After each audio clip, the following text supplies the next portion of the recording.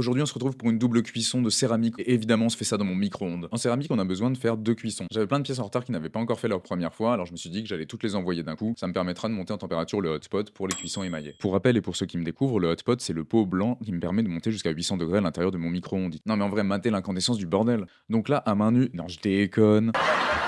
Avec une petite main, je mets toutes mes pièces dans de la terre parce que j'avais rien de mieux que ça et je vais les clocher au plus vite. L'idée c'est qu'elles puissent refroidir le plus lentement possible en température et autant vous dire que ça c'est pas la situation idéale. Et vous verrez que ma strat un petit peu chelou, elle aura un résultat assez incroyable. Bon, je pense qu'on a perdu pas mal de chaleur dans le hotspot, mais on va tout de suite enchaîner avec les pièces émaillées. Sauf que ces pièces, elles vont coller entre elles, donc je peux les faire cuire qu'une par une et je veux pas qu'elles collent à mon hotpot, donc je vais venir placer des pernettes, ces petits cônes en céramique que j'ai créés. Dans des fours traditionnels, on utilise des pernettes en métal, sauf que moi, métal et micro-ondes, donc elles sont en céramique. Là, ma plus grande crainte, c'est tout simplement que la pièce tombe des pernettes. Après quelques minutes pleine balle dans le micro-ondes, c'est le moment de synchroniser mes deux mains gauches. L'idée, c'est de faire du raku. Je vais devoir saisir la pièce, laisser les pernettes en place et la déposer dans du terreau. Les matières organiques, elles vont faire de la fumée qui vont venir marquer et créer une texture sur la pièce. En plus de ça, la terre, elle va avoir un rôle isolant qui va permettre à mes pièces de redescendre le plus doucement possible en température. Maintenant que j'ai réussi une première fois, je vais répéter le processus pour mes autres pièces. J'en profite pour tester différents temps de cuisson.